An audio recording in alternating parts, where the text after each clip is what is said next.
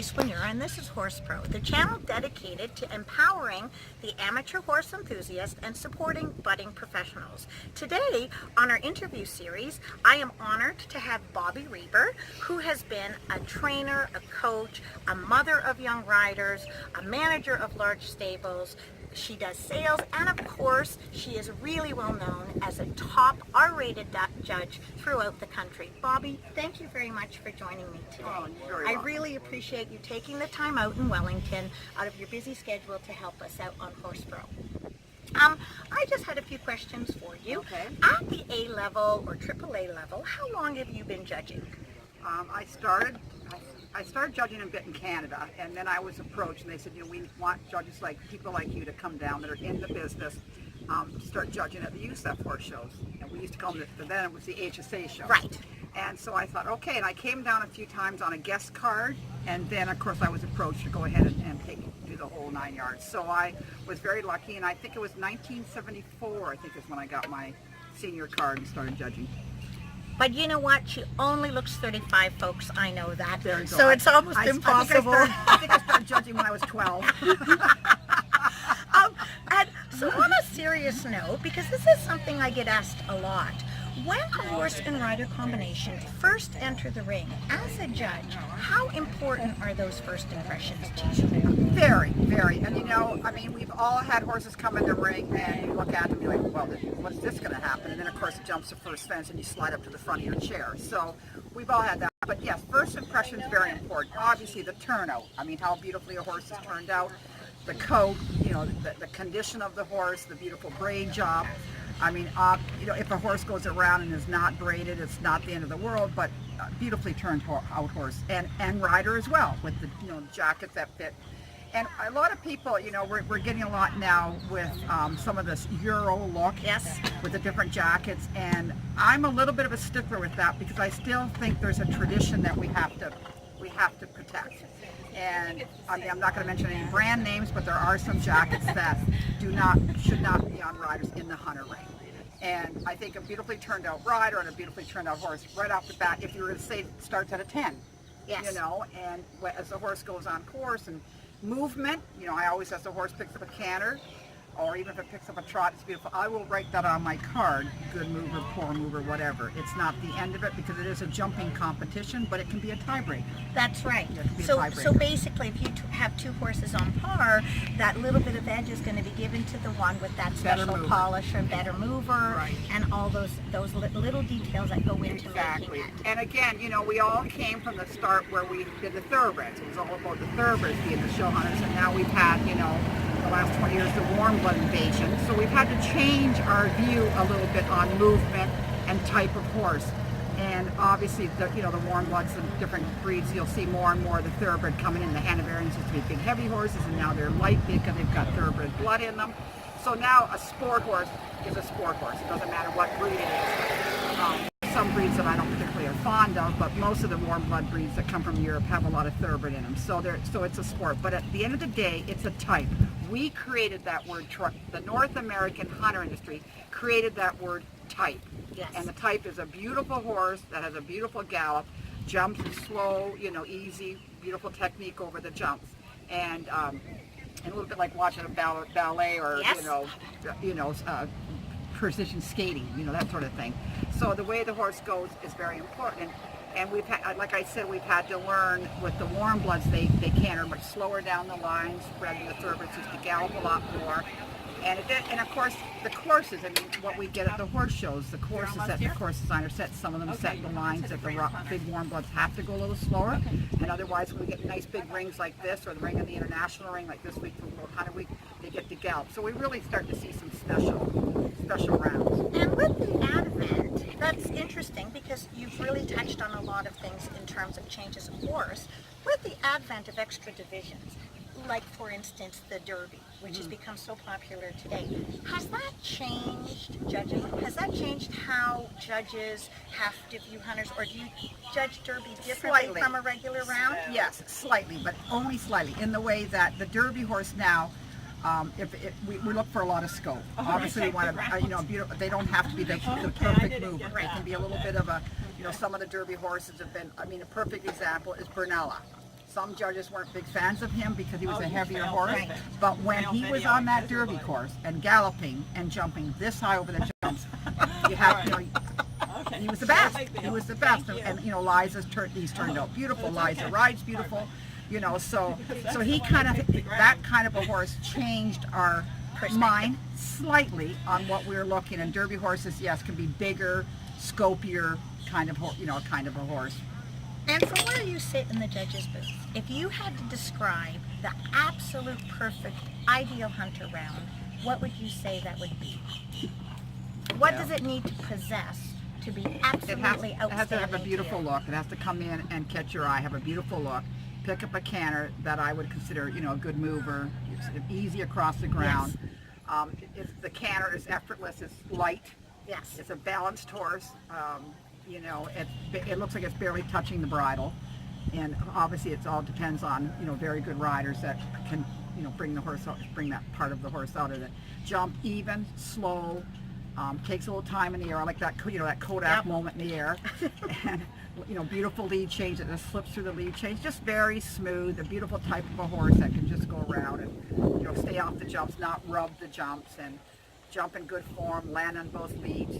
You know, just a beautiful type of horse that can make it look effortless, I guess would be the word, effortless. And having judged all over North America, can you tell me where you really like to judge, or a most memorable judging event? Now you're asking me this so I can make the show managers mad at me. Right. Okay, How about an anecdote? How about an anecdote? Do you have a great memory that you Probably can one of kind my of impart with us? best days I've ever judged. You know, when you talk about one of your favorite days, is I was judging a horse show in Chicago. Yes. And with Dale Peterson, who I adore, and it was one of those, they had in the Grand Prix ring, and Pat Boyle really puts on a heck of a show. And he had it for some kind of a charity that if every time we went over 90, they put off this bell and they played all this crazy music. Great. So we were, and of course when he said, when you do the scores, you know, go up a little bit on the curve, as they say. So that was one of those great days that the horses all came in and jumped fantastic, and we were throwing 95s, 96s, the bells were going off, and you know, that's always a memory of mine with Dale Peterson, because we had such a good time. And the other judges were Sue, Ash, and who was it? I think she was maybe with one of his first, I can't remember who the other judge was. I'll think of it. Oh, Bill. It was Bill Schaub. It was one of his first, and it was one of those great days. And I'm sure I don't remember who time. won, but it was just one of those fabulous days. But ask me as far as shows. Obviously, we're the shows that you get the very best here at Wellington. Yes. You know, I had a friend of mine say the other day, I just can't get past fourth. I'm getting 86s and 85s and 86s, and I've yet to be higher than fourth. So just imagine the scores. I mean, we're here in 90s, and But it's still an honor to be it's fourth in that company. Exactly. And I've judged down here and given it, you know, my cutoff is 86 for 8th place. So you get lots of quality here. Of course, horse shows. You know, Thermal's a nice show, but of course, then the indoor shows. Anytime you get Judge Harrisburg, Capital Challenge, you know, those are all Del Mar in California. Those are all what I call the creme of horse shows. Any Kentucky horse show, you know, in the National and any of the big horse shows there. That Country Air show that Tucker runs, that's a fabulous horse show. He does a beautiful job, and you know, Pat Boyle shows. I mean, there's so many good show managers, but some of those shows bring out the very best of the horse, you know, crop horses. And and over the next 10 years, do you see yourself still being super motivated to judge and super excited to keep doing this at this level? A friend of mine called me an in-gate junkie, but I love that. I still love going to the in-gate with a nice horse and a nice rider. But you know, I've been going to horse shows since 1969 for riders. So when I decided to retire from the training and just mainly judge, I really enjoy doing the sales. So when I'm down here in Florida during the winter, it's my fun time to do sales with a good friend of mine from Europe that I help, and so you know, I enjoy putting horse and rider combinations together, and I have time to sit and watch, so I really get to watch the horses and appreciate them from a different perspective, and get to be able to tell if they're going to suit someone that's asking to look for horses. But my main thing now is the judging, and I love it, and I hope I can do it for as long as they still hire me, basically. And I think as long as you're doing a good job, and it's not a popularity contest, but if you're doing a good job, and you know, and fair. I think the most important thing as a judge, you have to be fair. Whatever's going on at the end gate, Doesn't matter. It doesn't matter because when you're sitting at the side of the ring, it's a very different view than sitting down there. So, Exactly. so I always feel that, and and the one thing a top trainer said to me years ago, you should become a judge, and I was like, why would I want to do that? And they said because the business has been good to you. You owe it to the business, which, okay, That's true. and it makes you a better exhibitor. And oh boy, was she right about that. Because here you're down there and saying, oh my God, what did that, I should have been first. Well, guess what? At this side of the ring, it's very good. So and it is, judging is a view of, is a person's view one time, one week I might like the horse, next week the next, other further on. That's judging. That's, it's an objective sport, and if you don't like it, then you go to the land of colored rails. That's Simple as right. that. That's Simple as right. that. But, and it is subjective, and unfortunately, it's a day-to-day and a round-to-round struggle, isn't it? it is, and I know it's a hard business. The hardest business right now is to find the top quality horse. I mean, we're all running all over trying to find a good horse. Everybody wants to find the good ones. But the nice thing about our business, what they have finally figured out in Europe, is that we have so many places for a nice horse. So if it's not a conformation horse or a working horse, it's as good as it can be a children's hunter. Yes. Or an adult hunter. Yes. And even the adult hunters, they want quality. And then you're all the way down to crossroads and short stirrups and low, and I want to be a hunter and could have been a hunter. There's more damn hunters. Exactly. So unlike in Europe, there's a lot of places for a nice horse, with clients and all that. There's lots of places to put a horse. I find many nice hunters in the jumper ring. Yes, I go and watch that meter 30 class, meter 40 classes all the time.